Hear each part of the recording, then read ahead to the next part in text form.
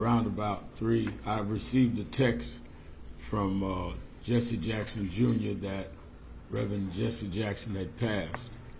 And a couple of hours later, Reverend Jackson's son Yusuf called me and put me on speakerphone, where I had prayer with the family as they stood around his bed before taking him out to the funeral home.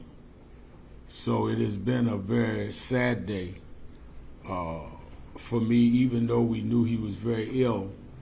When the moment comes, you're not prepared for it. I first met Jesse Jackson when I was 12 years old. I was a boy preacher in the Pentecostal church in Brooklyn, New York, Washington Temple Church of God in Christ. And I had become enticed with what was going on in activism because I was watching Adam Clay Powell on television. My mother brought me to Bishop Washington, our pastor, and he said, no, I can put him with some ministers that's involved. He brought me to Reverend William Jones. And they made me the youth director at 13 years old of Operation Breadbasket under the national director, Reverend Jesse Jackson. Reverend Jackson was about 27, I was 13, and ever since then, for 69 years, we bonded. The last time he spoke in New York, he spoke at the House of Justice for us. I can't think of a time that we were not spending time together. Now, he was a hard taskmaster. He would always get on me about, why are you on this issue? You need to be more studied on this. But he was one who was more responsible than anyone for teaching me activism. On a personal level, my family and I used to spend every Christmas at the Jackson's house. And the last 2 Christmases took my daughters, one who's with us today, to Chicago. We spent Christmas night at Reverend Jackson's house just 5 weeks ago, and last Christmas. We would feed people at the House of Justice and then go to the airport in the afternoon and fly to be with him.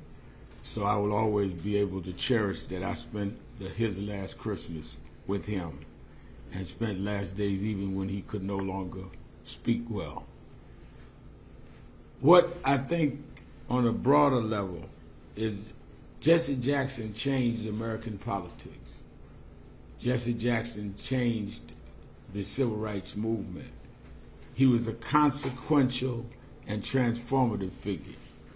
And he changed New York politics. Let me go in that order. One, it was when Dr. King died, was killed in '68, he was talking to Jesse Jackson and Ben Branch over the rail at the Lorraine Motel in Memphis. And Reverend Jackson was literally one of the 2 last people to speak to him. I always wondered how much trauma that must have been for him to witness Reverend King's assassination. He never would talk about it too much, but it drove him. He kept saying, we got to keep Dr. King's dream alive. He was 12 years younger than King, as I was 13 years younger than him, and he would always challenge me that your generation's got to do what John Lewis and all of us that were younger than Dr. King did. He kept the movement going by keeping the economic boycotts of Operation Breadbasket going, by dealing with diversity, by fighting for affirmative action. You must remember when the late 70s and 80s, when Reaganism rose and there was this backlash on civil rights, Jesse Jackson took the front with John Lewis and others to restore what Dr. King had done. We romanticized the 60s like they were never challenged. They were challenged. We had to renew the Voting Rights Act every 5 years. We had to deal with state laws.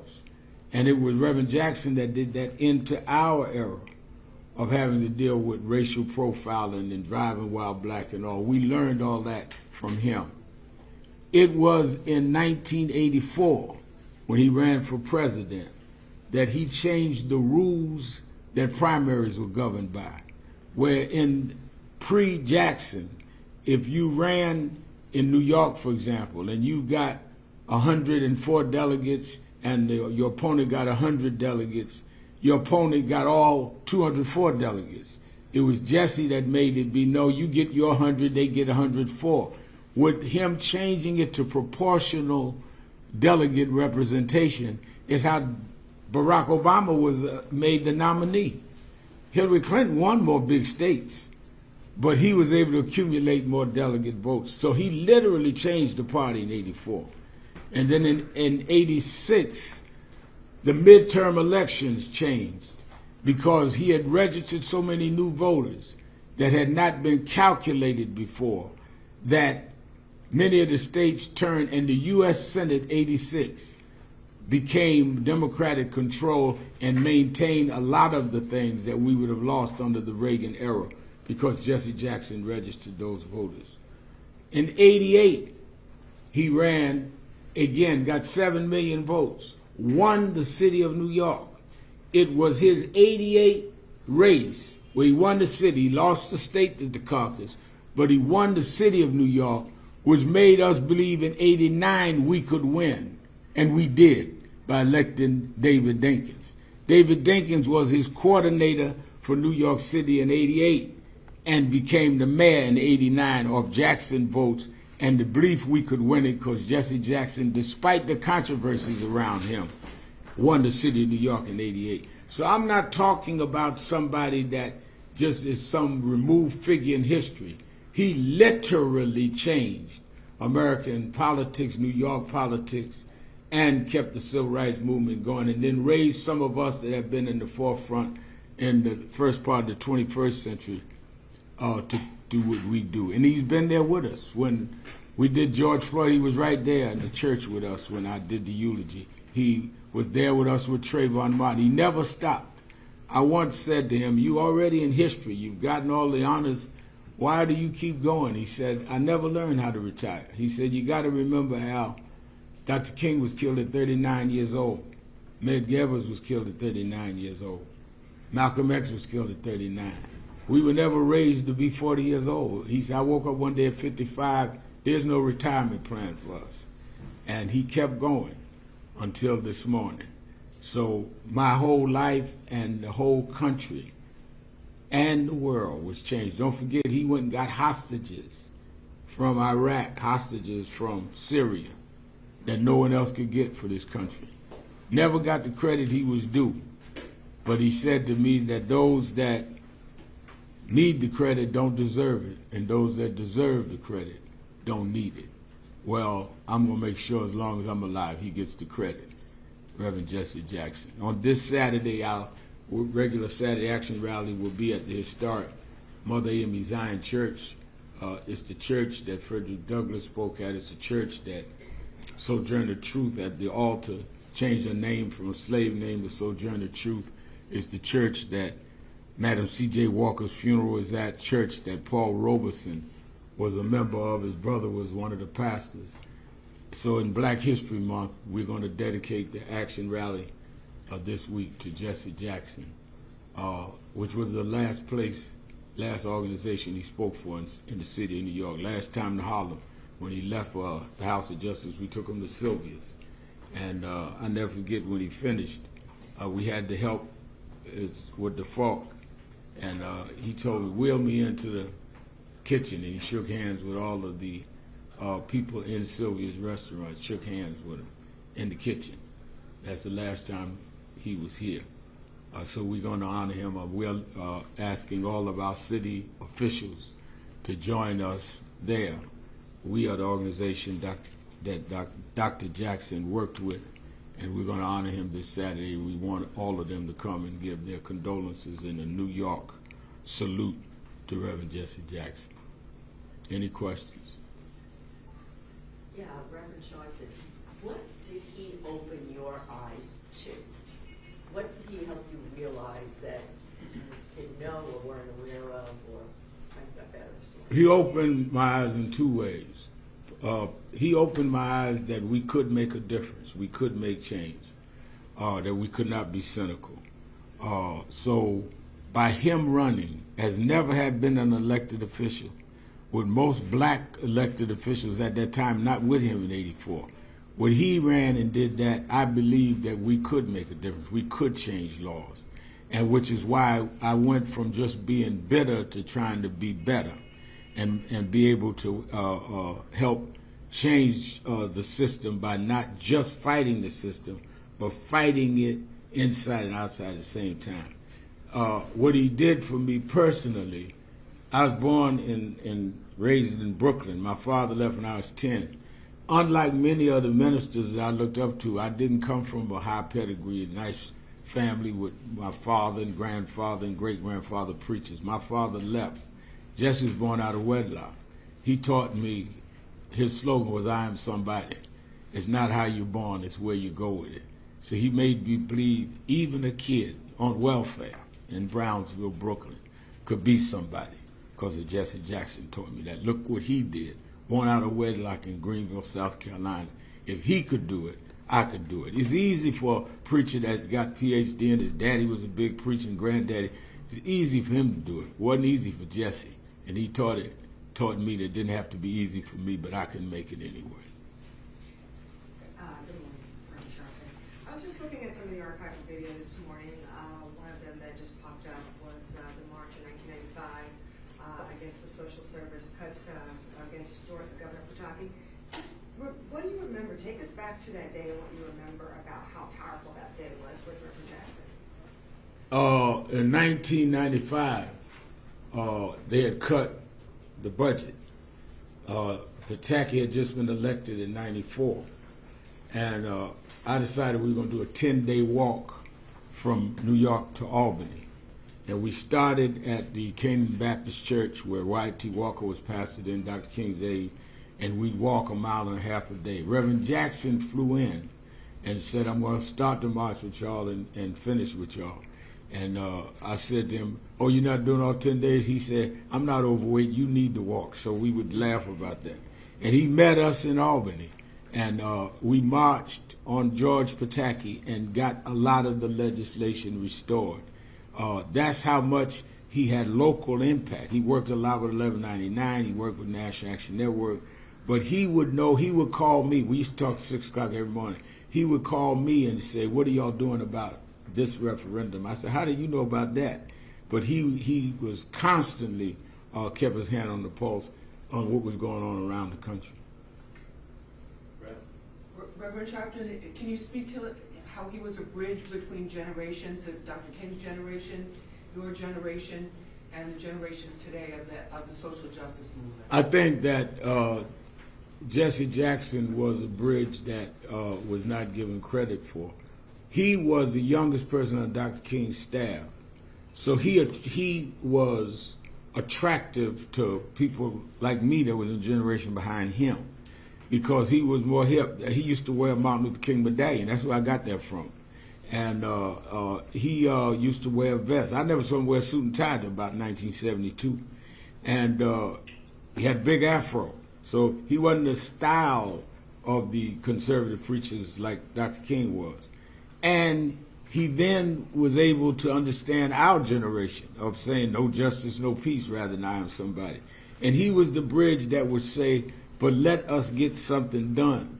And he would be there. So whether it was in the 70s and 80s where we were fighting around the issues of Howard Beach and Yusef Hawkins, which he came in and visited the funeral home with me at Yusef Hawkins, or then later in the 21st century, if it was Trayvon Martin, he came and stood with us. He would stand behind us as much as he would lead us, but he would stand behind us. I used to say he's leading from the back now, because he'd be there. And I think that he was never threatened by those older than him or younger than him. He just wanted us to keep our eyes on the prize. And what about his commitment to peaceful protest and peaceful change at a time when there was a lot of violence? He was adamant that we always keep nonviolence, because he said you're going to, first of all, he said you must have the moral standing that those we're fighting don't have. And if you become as immoral as them, not caring about life and the like, then you are not fighting a cause, you're fighting for who can have more power. So he definitely would always say that. And he would always say to me, if he heard I was getting ready to do something, "Al, make sure that there is no violence. Make sure that you don't step outside of Dr. King's principles." And I think he also would always reprimand us about language, not only violence in terms of physical, but your language must communicate justice, not revenge. He was very, very hard on me about that. Reverend, good morning. What would you say to those in the media, elected officials, others who are efforting to define Jesse Jackson's legacy in depth by criticism, controversies that he had during his life, as opposed to the lifetime of accomplishments that you talked about briefly?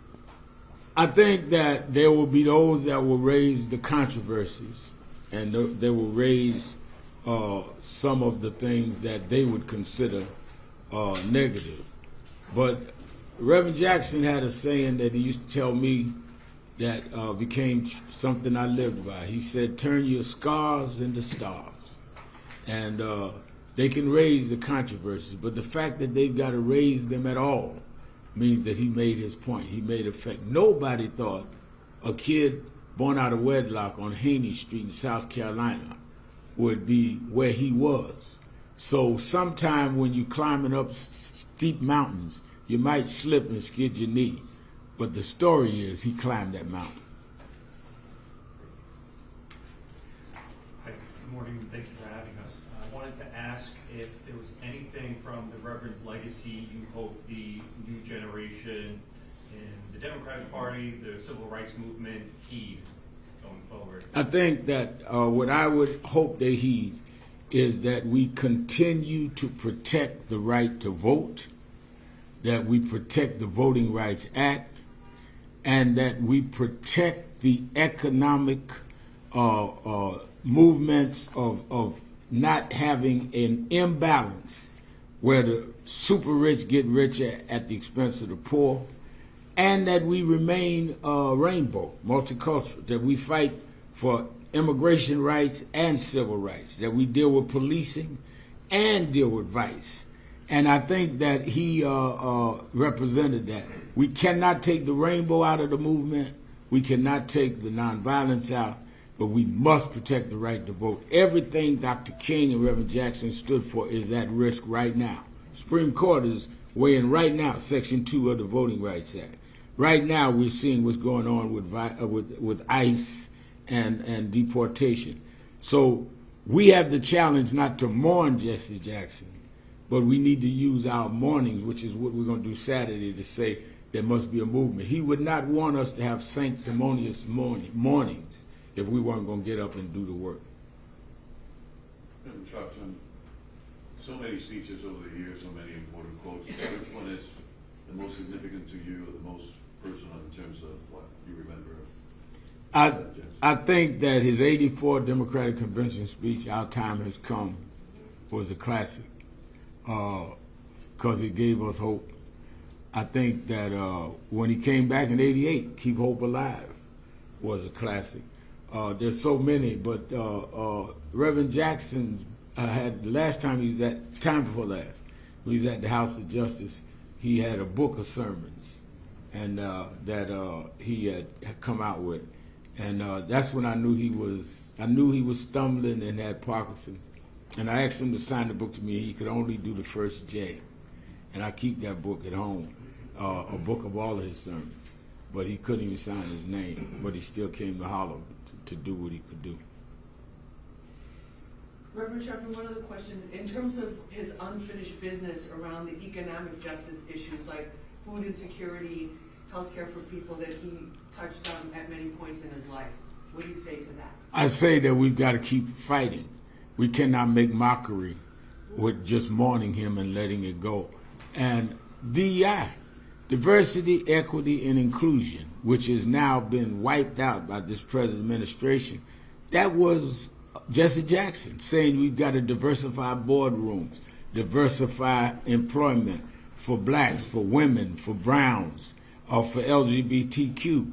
So we are seeing at a stage where everything he fought for is at risk. And if we want to mourn him, we've got to preserve what he fought for. Thank you. So what is a plan of action to defend voting rights? Well, I think the plan has to be, how did we get voting rights in the first place? And that is mobilizing, marching, nonviolent protests. But the thing we have that they didn't have in '65, we have enough people in the Senate and the House to re-legislate if we come out and vote. If we come out in the right numbers, a member of National Action Network named Hakeem Jeffries would be the Speaker of the House and can call the hearings and find out what's really going on in ICE. So every time it looks hard to me, I think about how hard it was for Jesse when he was a student leader in North Carolina, how hard it was for Dr. King. We don't have the right to complain. They turned the country upside down, and they didn't even have social media. You know, Dr. King didn't know what a cell phone was, didn't know what TikTok is. We got all of these things to work with. Question is, are we going to work with them? All right, thank you. Thank you so much. Thank you. Oh, this is Reverend Malcolm Bird, who pastors the church that we're at on Sunday. He's also COO of National Action Network.